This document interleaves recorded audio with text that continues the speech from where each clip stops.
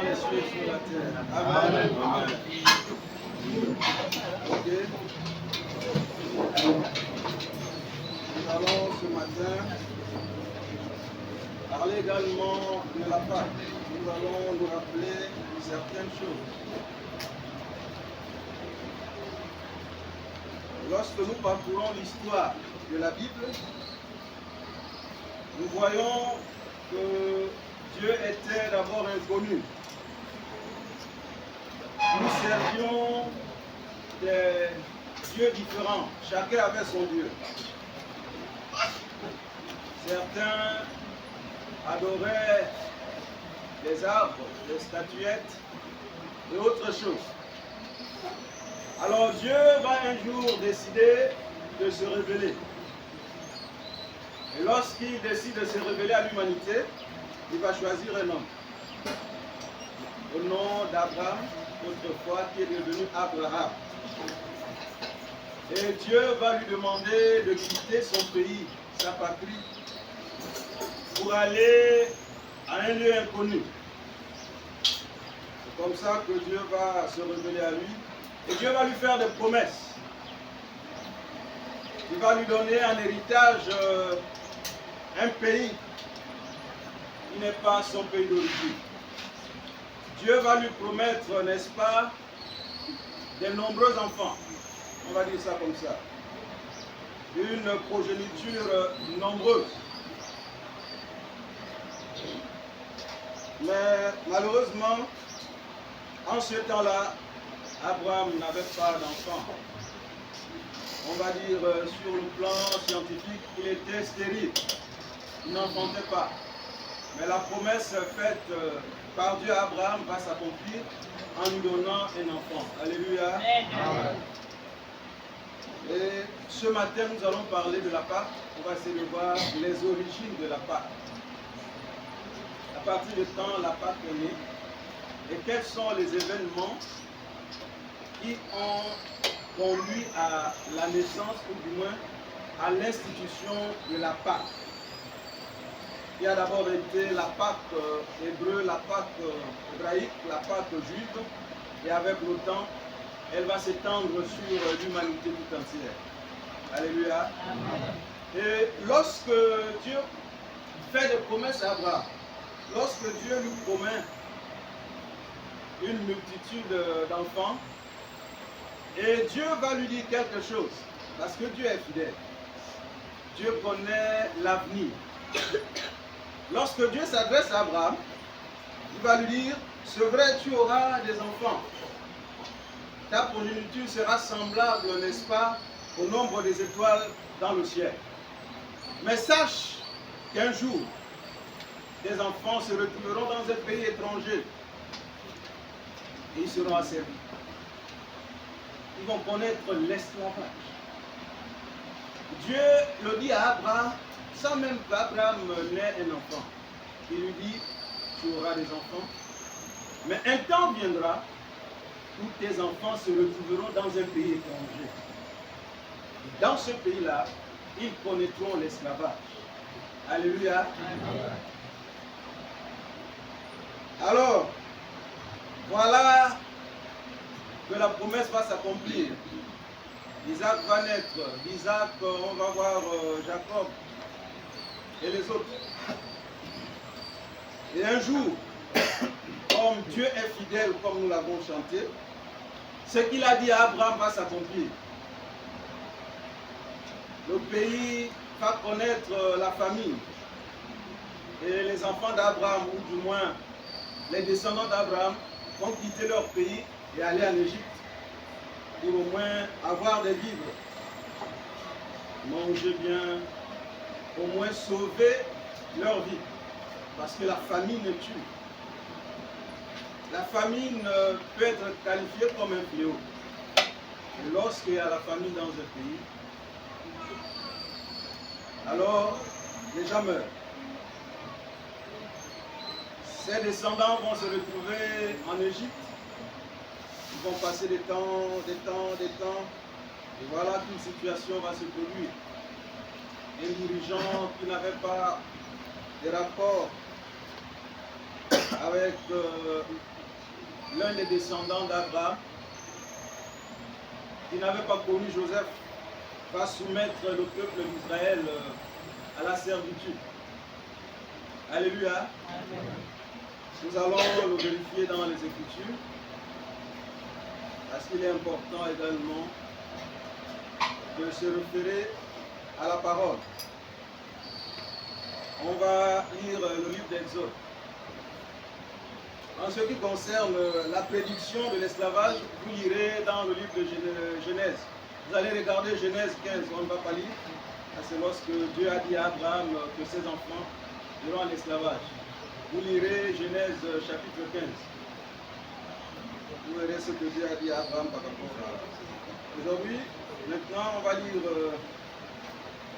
parlant de la Pâque.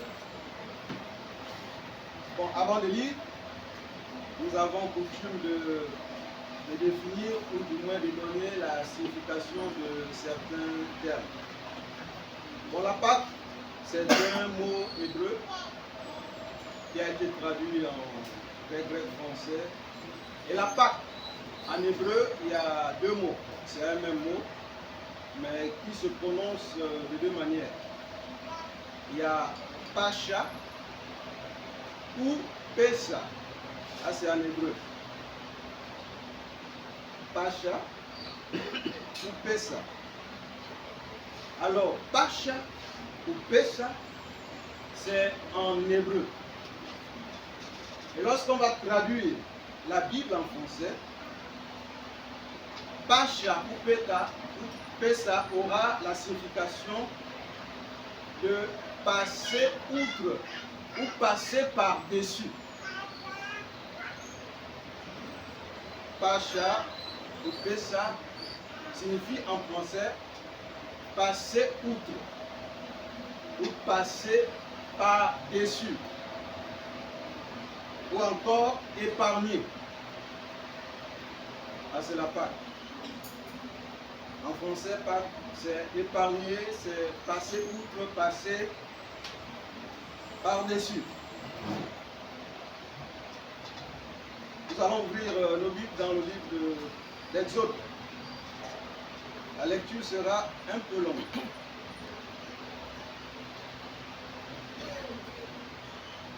Allons au chapitre 12.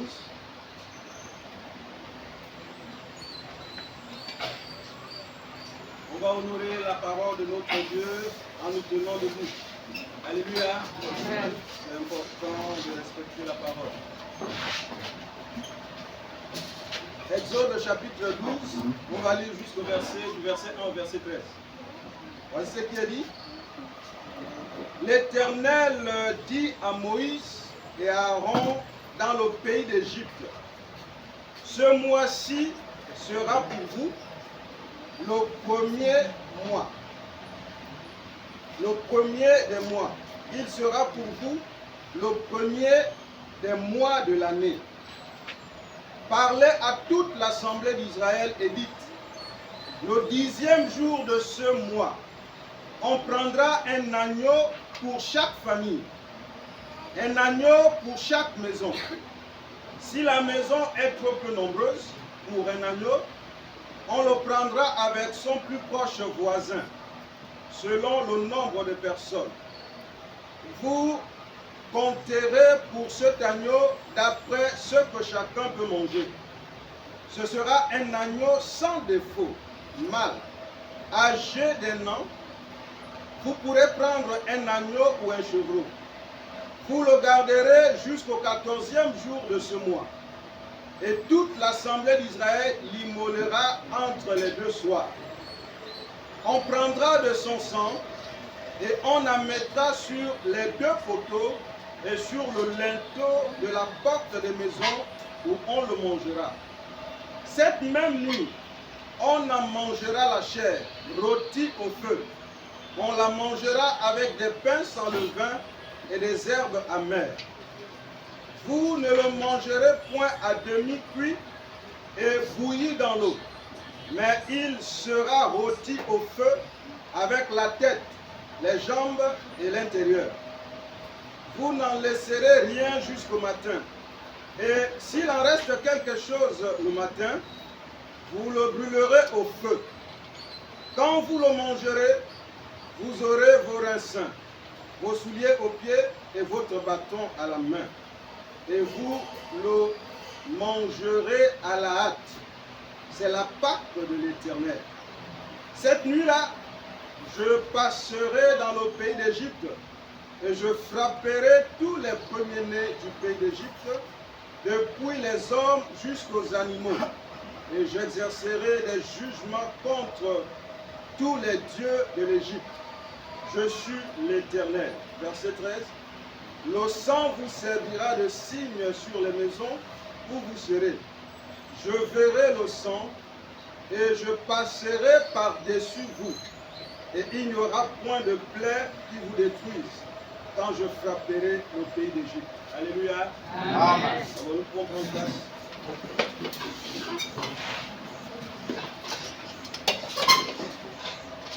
Alors, nous avons vu l'institution de la Pâque.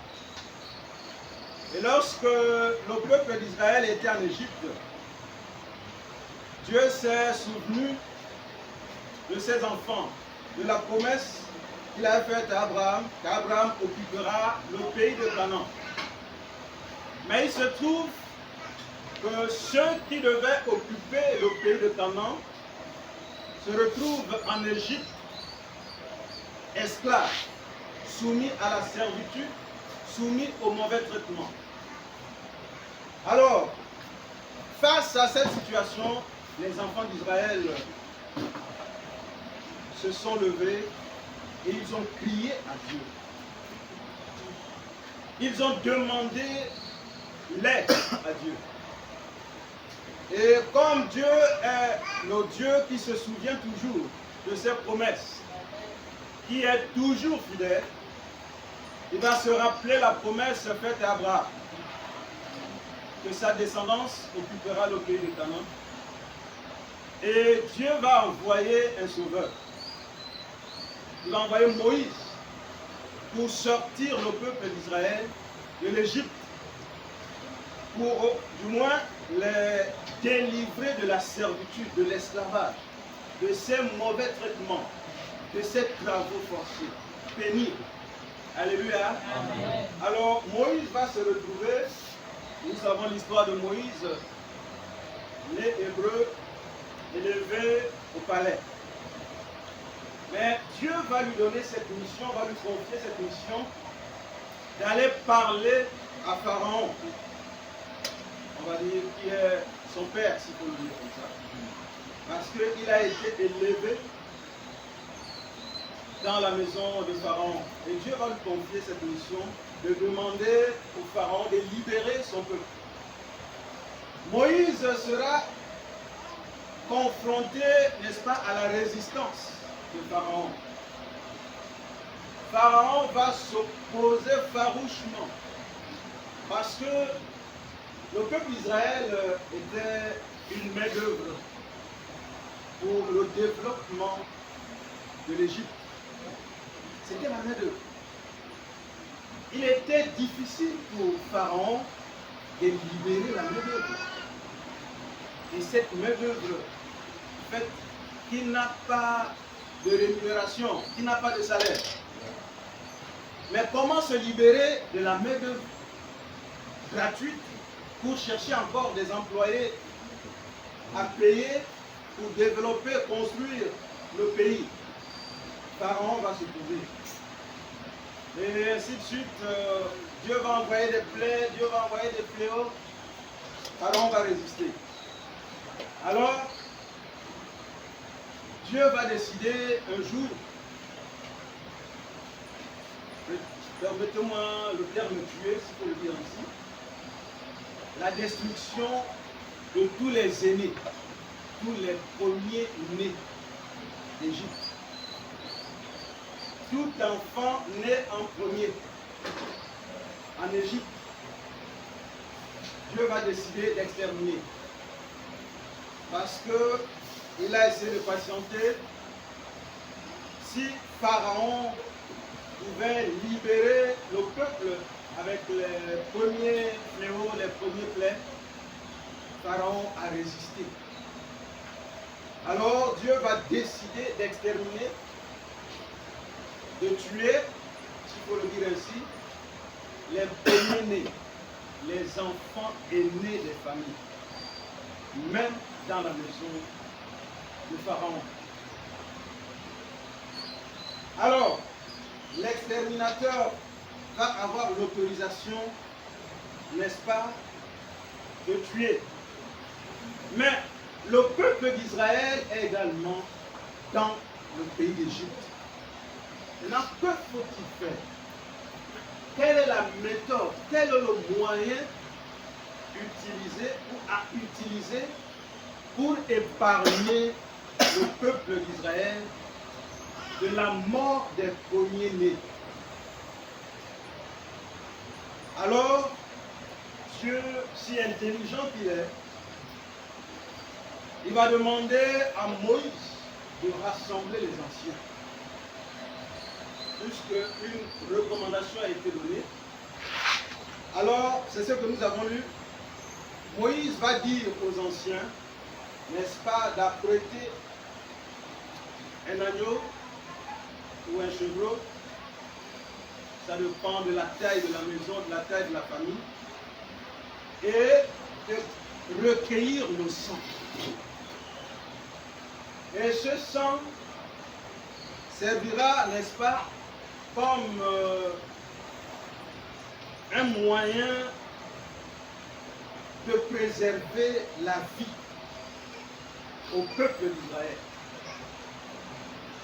Et c'est le sang des animaux, le sang de l'agneau qui va être recueilli et qu'on appliquera sur les poteaux des maisons, également sur le linteau. Parce qu'il y a les poteaux, il y a le linteau. Alors, ce sang sera, on va dire, le témoignage de la vie. C'est-à-dire, lorsque l'exterminateur va passer, il fera le sang de l'agneau appliqué sur les poteaux et sur le linteau. Alors, l'exterminateur reconnaîtra que c'est là où habite le peuple d'Israël. Ça, c'est la maison des enfants de Dieu. Je passe par-dessus. Alléluia. Amen. Je passe. Et partout où le sang était appliqué, la vie était préservée. Moi, la vie des premiers-nés était préservée. Parce que la mort devait passer dans tout le pays d'Égypte. Mais le sang, ce signe-là, a préservé la vie des premiers-nés au milieu du peuple d'Israël. Alléluia. Amen. Et cette mort également va aller chez Pharaon et va frapper dans la maison de Pharaon. Et lorsque Pharaon remarque qu'il a perdu son fils aîné, nuitamment, dans la nuit, Pharaon va appeler Moïse, va le convoquer. Là, on ne va pas lire, mais si nous lisons tout le chapitre 12, nous verrons cela. Pharaon va nuitamment envoyer ces éléments, appeler Moïse et Aaron. Il va discuter avec eux, il va leur dire, ok, assez. Alors, libérez mon pays. Allez servir votre Dieu. Parce que tout ce que j'ai vécu, je ne peux plus supporter jusqu'à la mort de mon premier-né. Alors, prenez vos pics et vos plaques, allez-y. Alléluia. Amen. C'est ainsi que le peuple a été libéré. Le peuple a été libéré grâce au sang de l'agneau. Alléluia. Amen. Et ça, c'est la Pâque juive. Cette libération était circonscrite à un peuple.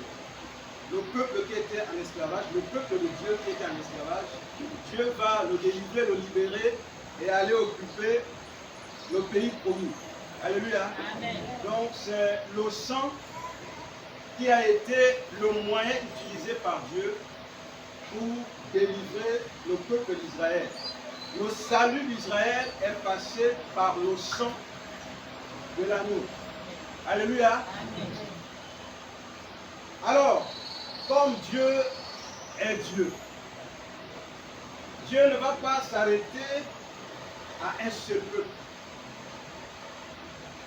Dieu va étendre cette libération à toute l'humanité. Alléluia. Amen.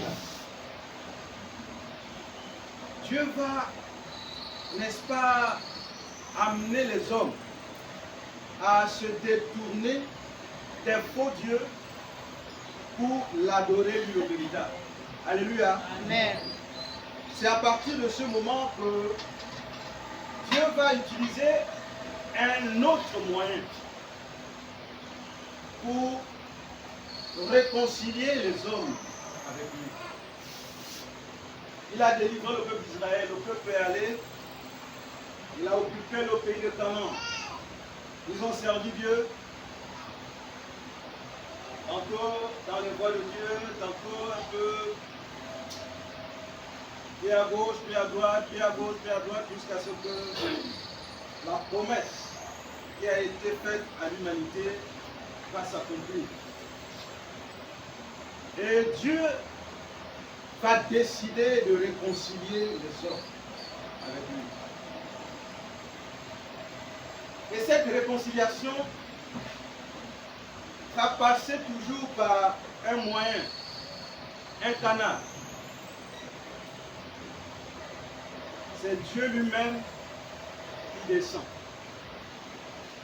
Il va prendre la forme d'un serviteur qui descend et qui décide de réconcilier l'humanité avec lui.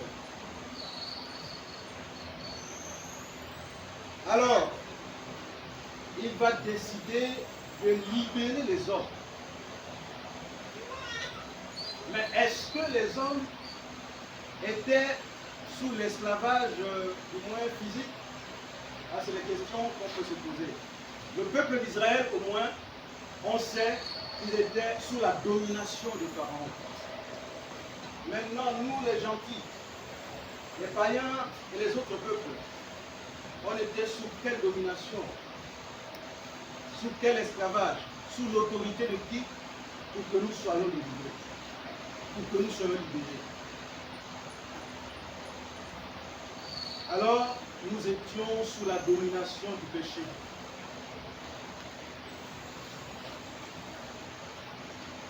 Le péché a été longtemps le maître de l'humanité. Alors, Dieu va décider d'enlever le péché du monde.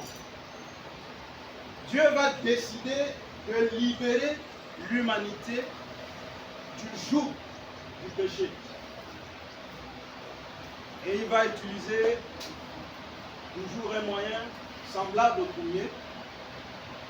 Quand je dis semblable, c'est dans la première alliance, au moins la première libération, on a parlé du sang. Et la deuxième également va se passer par le moyen du sang. Alléluia. Amen. Mais ce ne sera plus le sang des animaux, d'un taureau, d'un bouc, d'un chevreau. Mais ce sera le sang de l'agneau. Puisque la première libération a été faite par le sang d'un agneau, alors la seconde libération se fera également par le sang de l'agneau. Alléluia. Amen. Mais c'est un agneau particulier. C'est un agneau qui ne sort pas du milieu de l'humanité. C'est l'agneau qui est conscient. Alléluia. Amen. Est-ce que nous pouvons acclamer notre Dieu?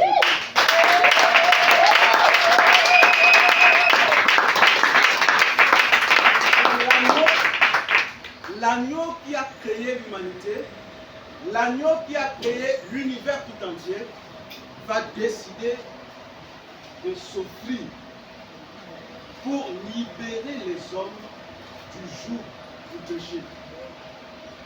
Et on va aussi parler de la Pâque. On va parler de la Pâque. Alors, cette offrande également s'est produite lors de la célébration de la Pâque. Parce que la Pâque a été instituée en une fête. Les gens devaient se rappeler, le peuple d'Israël devait commémorer, se rappeler le souvenir de ce que Dieu a fait, le souvenir de leur délivrance. Et la Pâque était célébrée pendant 7 jours. La Pâque commençait au 14e jour jusqu'au 21e jour. Donc 7 jours de célébration. Alléluia. Amen. Alors Dieu va décider d'envoyer Jésus-Christ et de sauver l'humanité. Et quand Jésus-Christ arrive, Jésus-Christ a une mission bien précise. Et il va nous révéler sa mission lorsqu'un jour, dans le temps, on va lui donner le rouleau, le livre pour lire. Et lorsque Jésus-Christ prend le rouleau, il va tomber sur le passage de sa mission sur la terre. Alléluia. Amen. Nous allons le lire. On va ouvrir nos livres, ou du moins nos Bibles, dans le livre de Luc, au chapitre 4. Je voudrais que Maman Joël lise ce passage. Les écrits là sont vraiment petits. On lira du chapitre 16 au chapitre 20. Luc au chapitre 4. Il est écrit: il se rendit à Nazareth, où il avait été élevé. Et selon sa coutume, il entra dans la synagogue le jour du sabbat. Il se leva pour faire la lecture. Et on lui remit le livre du prophète Ésaïe. L'ayant déroulé, il trouva l'endroit où il était écrit: l'Esprit du Seigneur est sur moi, parce qu'il m'a oint pour annoncer une bonne nouvelle aux pauvres. Il m'a envoyé pour guérir ceux qui ont le cœur brisé, pour proclamer aux captifs la délivrance et aux aveugles le recouvrement de la vue, pour envoyer libres les opprimés, pour publier une année de grâce du Seigneur. Ensuite, il roula le livre, le remit au serviteur et s'assit. Tous ceux qui se trouvaient dans la synagogue avaient les regards fixés sur lui. Alléluia. Amen.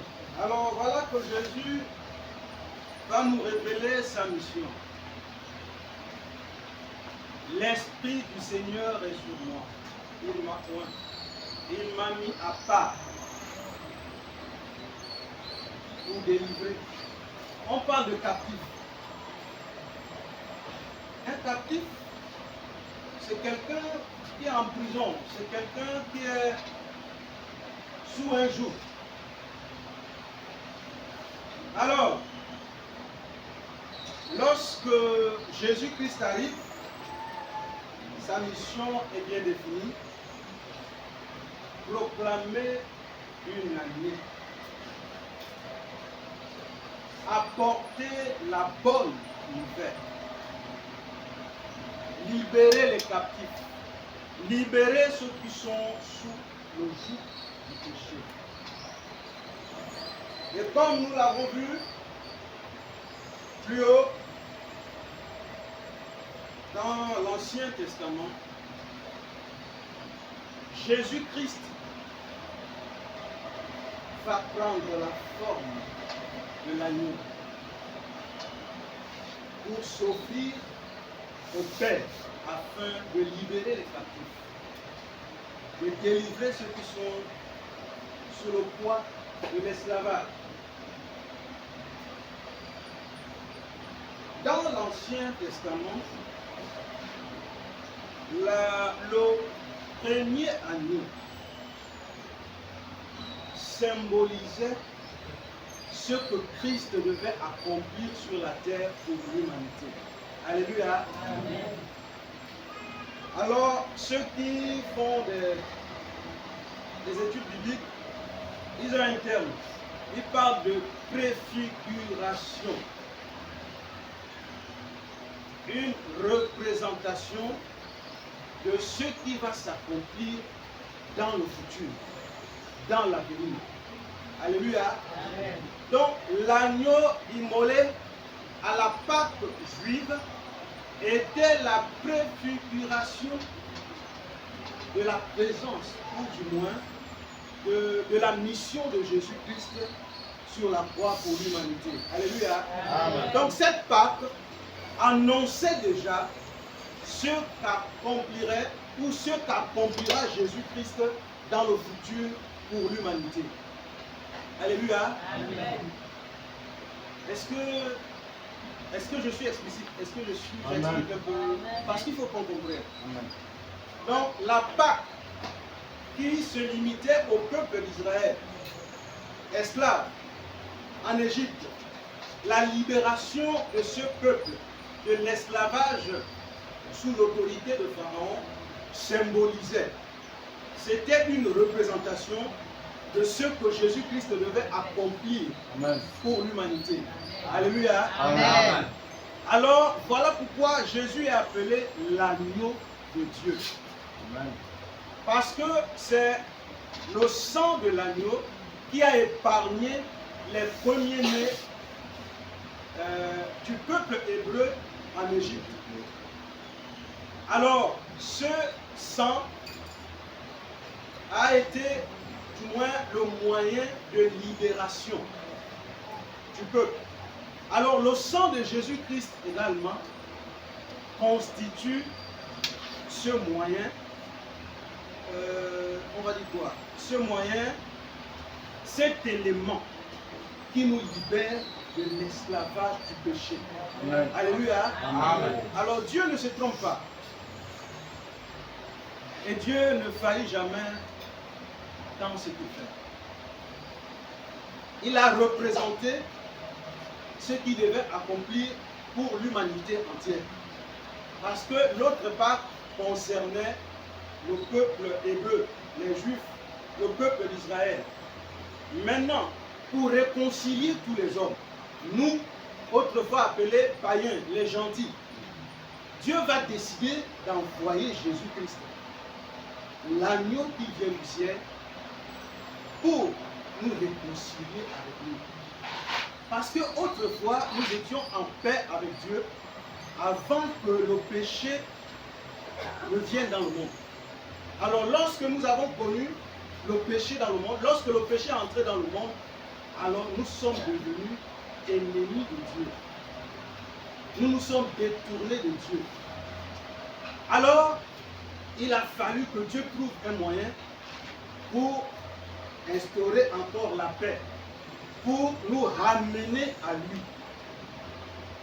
Et c'est cela la libération. Puisque la première libération a été faite par le sang, Dieu va utiliser la même méthode, le sang. Et le sang, cette fois-ci, c'est le sang de Jésus-Christ qui quitte le ciel. Lorsqu'on a lu dans Hébreu, on a parlé de l'agneau sans défaut. Là, c'est l'agneau physique, l'animal. On a dit un agneau sans défaut. Alors, l'agneau de Dieu qui quitte le ciel est un agneau sans défaut. Donc, tout ce qui s'est fait dans l'Ancien Testament a été la représentation de ce que Jésus-Christ devait faire. Si on lisait tout le chapitre 12, il y a un passage où il est dit qu'on ne devait pas briser les os en mangeant l'agneau. On ne devait pas briser les os. Et lorsque Jésus-Christ meurt sur la croix, il y a quelqu'un qui vient, parce que leur coutume, il fallait briser les jambes quand quelqu'un était cloué sur la croix. Mais lorsqu'il arrive là où est Jésus, il constate que Jésus est déjà, il a expiré, Jésus est mort. Donc, la mission qu'il avait pour briser les jambes de Jésus ne s'est plus faite, parce que Jésus était déjà mort. Alors, l'agneau dans l'Ancien Testament manger sans que les os ne soient brisés, Jésus-Christ quitte la croix avec tout son corps, sans qu'aucun membre ne soit brisé. Alléluia. Amen. Donc, tout n'est que représentation. Dieu l'a fait d'une manière naturelle, physique, avec le peuple d'Israël. Alors, pour l'humanité tout entière, Dieu va procéder de la même manière pour nous réconcilier avec Dieu, nous réconcilier avec lui-même. Donc, la Pâque de l'Ancien Testament n'a été que la représentation de celle que nous célébrons aujourd'hui. Alléluia. Amen. Donc la Pâque, c'est la libération. Jésus-Christ est venu nous libérer du péché. Jésus-Christ est venu nous libérer, n'est-ce pas, de la domination de Satan. Parce que nous étions sous la domination de Satan. Quand on vit dans le péché, on a pour maître Satan. Mais sauf que, permettez-moi cette expression, la tutelle, on va parler de tutelle, sauf que la tutelle de Satan, la domination de Satan va cesser dès lors que Jésus-Christ va donner sa vie à la croix. Amen. Alors nous avons changé de maître. Nous avons quitté Satan, qui était autrefois notre maître, lorsque nous vivions dans le péché, pour faire de Jésus-Christ le maître suprême. Amen. Alléluia. Amen. Voilà la mission que Dieu a confiée à Jésus-Christ. Jésus-Christ, nous l'appelons notre Pâque. C'est l'agneau qui s'est offert pour nous. Amen. Alléluia. Amen. Alors, nous devons aussi le célébrer. Nous devons être reconnaissants à son endroit. Quand les Juifs fêtaient la Pâque, ils manifestaient leur reconnaissance à Dieu pour les avoir délivrés de Pharaon pour occuper le pays d'Égypte, le pays de Canaan. Et lorsque nous voyons que nous sommes libérés du péché, libérés de la servitude de Satan, nous devons être reconnaissants envers notre Père. Amen. Reconnaissants envers Jésus-Christ pour ce qu'il a fait pour nous. Alléluia. Amen. Et lorsque nous célébrons ici la Pâque, ou du moins la scène, nous avons un texte que nous lisons souvent. Le texte, je pense que c'est dans 1 Corinthiens 11. 1 Corinthiens 11, je crois. 1 Corinthiens 11, 25. Tu peux le lire en français.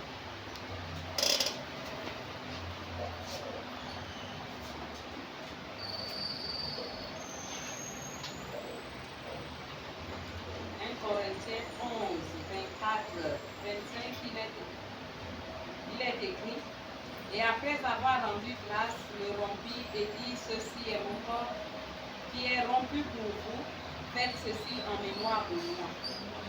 De même, après avoir soupé, il prit la coupe et dit: cette coupe est la nouvelle alliance en mon sang, faites ceci en mémoire de moi toutes les fois que vous en boirez. Alléluia. Amen. Alors lorsque Dieu a contracté une alliance avec les hommes par le canal du peuple d'Israël, lorsqu'il a donné les tablettes, cette alliance a été scellée par le sang. Alors, l'alliance dans laquelle nous sommes aujourd'hui a été également inaugurée par le sang de Jésus-Christ. Donc nous sommes en amitié avec Dieu. Nous sommes en amitié. L'alliance, c'est l'amitié. Le contrat que Dieu a signé avec nous pour nous donner ce qu'il manque dans nos vies. Alléluia. Amen. Dieu a fait de nous ses enfants.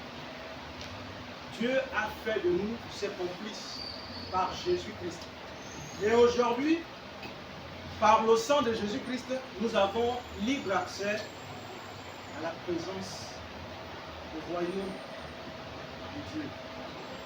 Nous pouvons parler avec Dieu. Nous pouvons demander, nous pouvons réclamer des choses à Dieu. Parce que Dieu nous a fait des promesses.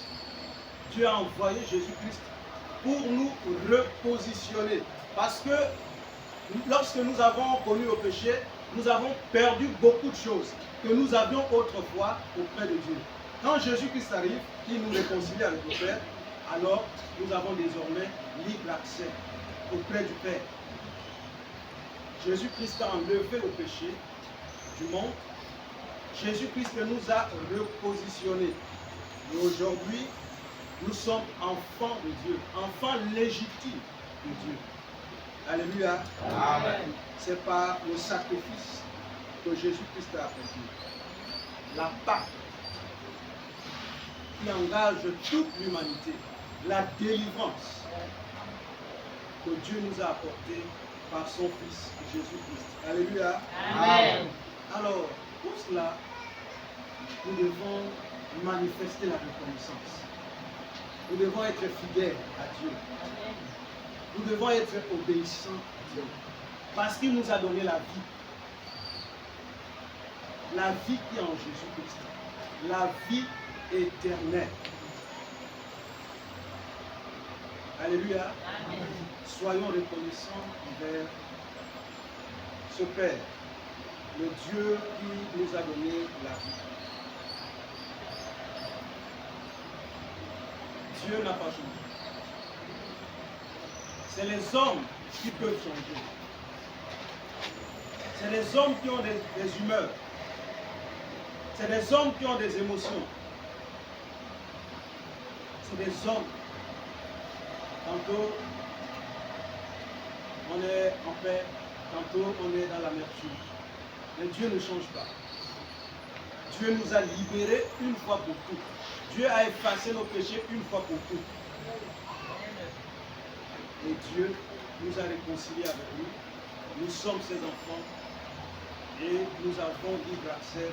Nous avons tout ce dont nous avons besoin en Jésus-Christ. Si nous avons besoin de la paix, nous demandons à Jésus-Christ. Si nous avons besoin de tout, nous demandons à Jésus-Christ parce qu'il a accompli quelque chose, ce sacrifice qui nous réconcilie avec le Père, qui nous donne accès au Père et qui nous procure dans nos vies tout ce dont nous avons besoin. Alléluia. Amen. Est-ce que nous pouvons acclamer notre Dieu pour cela?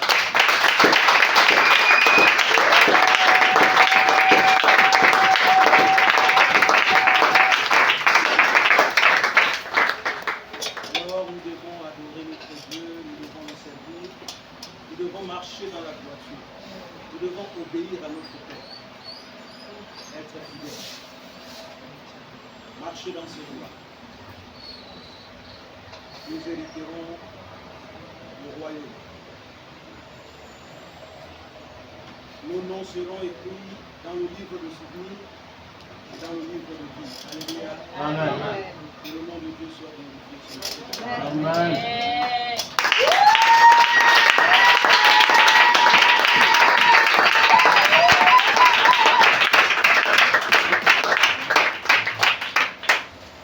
Je vois les rois télé assis. Non, il n'y a pas les rois télé ici. Amen. Il n'y a que le Fils du Dieu. Amen. Et comme on est fils devant le Père, c'est le Père qui doit être assis. Et nous, les enfants, nous devons être debout. Est-ce qu'on peut l'acclamer?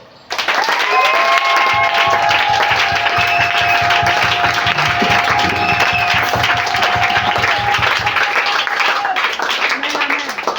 Allez vous asseoir, tout à l'heure, on va prier.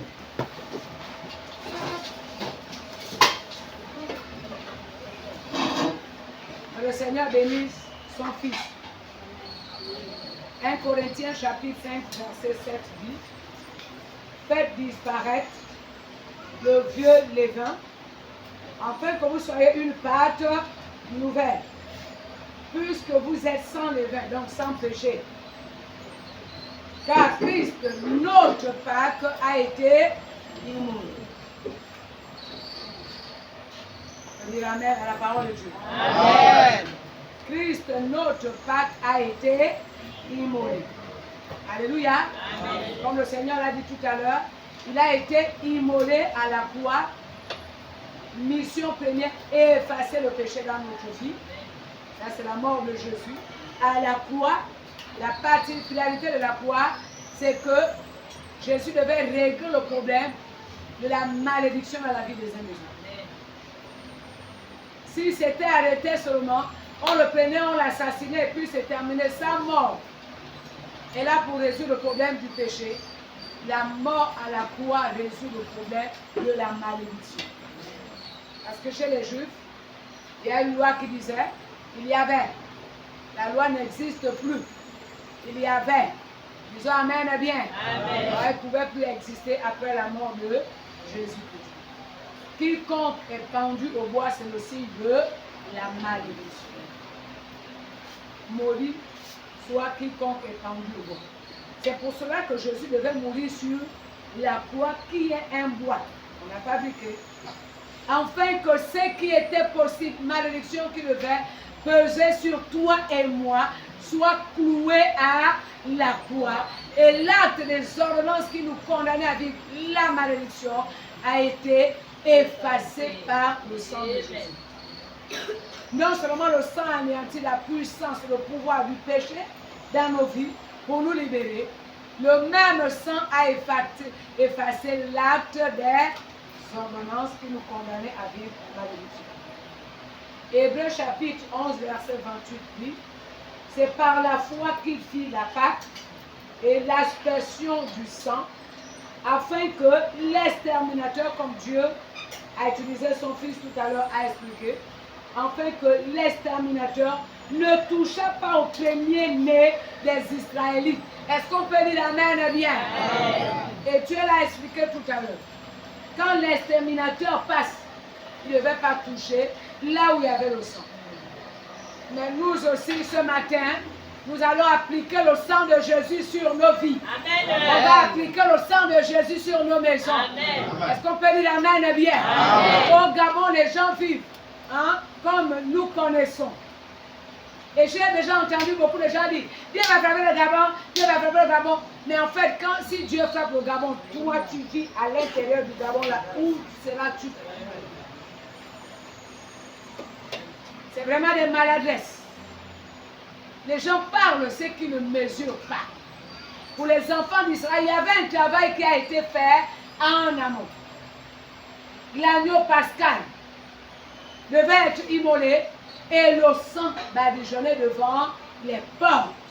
Au point où quand l'exterminateur passe, il voit seulement le sang, il passe outre. La définition de la Pâque. Passer outre. Et nous, on va dire au Gabon, on n'est pas là pour souffrir à cause des crimes que les autres commettent. Amen. On n'est pas là pour être bloqué parce que le grand-père, il était le sorcier de la famille. Alléluia. Amen. Si le Fils t'a franchi, tu es réel. Si Jésus entre dans ta vie, tu es libéré de toutes les contraintes dans lesquelles tu devais être. Parce que ta famille, parce que ton pays, parce que ta ville natale, même si c'est dit que dans ta province, il n'y aurait pas les gens à réussir, dans ta maison, non, toi seul tu vas réussir au nom de Jésus. Amen. Voilà la Pâque que nous allons célébrer. Tout à l'heure, quand le Seigneur était en train d'utiliser son fils, je me suis mis à bénir Dieu. Il a parlé de l'histoire d'Abraham. Je rends gloire au Seigneur. Abraham et sa femme Sarah, dans l'état de stérilité. Et l'Esprit de Dieu a ouvert mon esprit à voir que c'est dans l'état de stérilité que Dieu va décider de venir parler à Abraham. Et je dis pour toi, c'est dans la situation dans laquelle tu es que Dieu décide ce matin de te parler. Parce qu'il a décidé de changer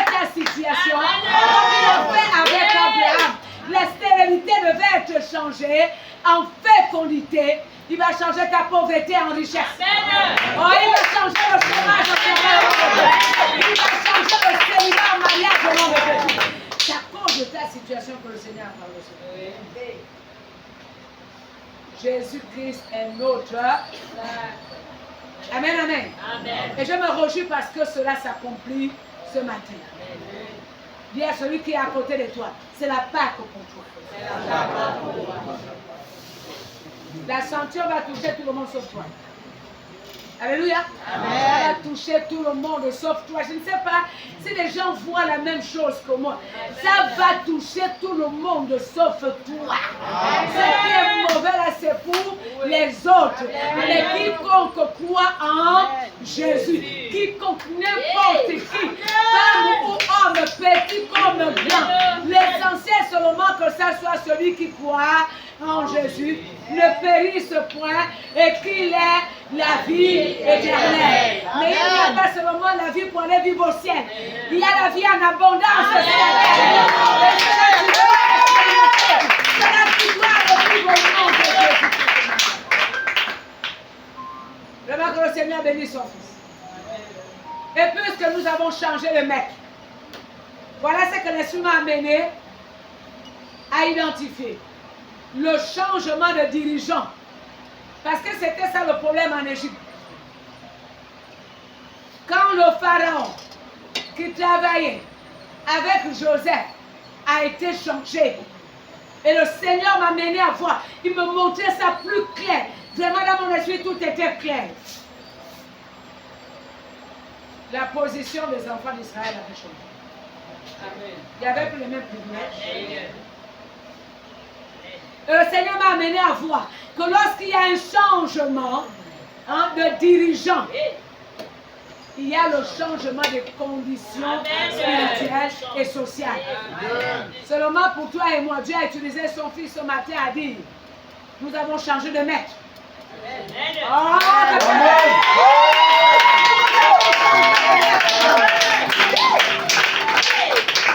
moi, je n'étais pas quand il a préparé le message. Avant qu'il ne parle de changement de maître, le Seigneur me dit changement de dirigeant. Changement de situation spirituelle et sociale. Est-ce qu'on peut dire amen bien? Et Dieu vient appuyer la chose en disant nous avons changé de maître. On a changé de maître. Ce n'est plus le diable notre maître. Ce n'est plus Satan notre maître. On a un autre maître. Il s'appelle Jésus de Nazareth. Et le changement des conditions spirituelles est notre partage. Le changement des conditions sociales est notre partage. Est-ce qu'on peut dire amen bien? Maintenant, nous allons nous lever comme un seul homme. Et on va passer du temps dans la prière. Je vais voir les gens prier vers nous. Je vais voir quelqu'un déclarer les grandes choses pour lui. On va commencer à prier pour ceux-là qui sont passés par les eaux de baptême. Dans le baptême, c'est le transfert du royaume des ténèbres au royaume de lumière. Le baptême, c'est l'acte par lequel la personne dit, moi je décide de rompre tous les liens avec le diable. C'est fini.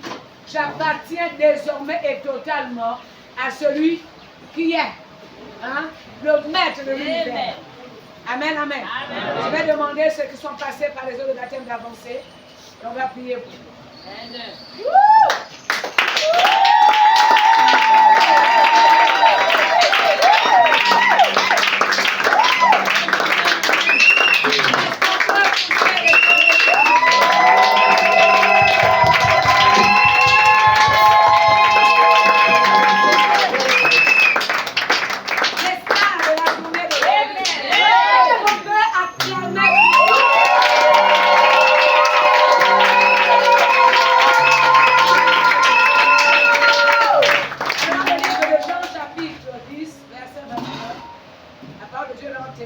Que ceux qui appartiennent au Seigneur, personne ne peut ravir.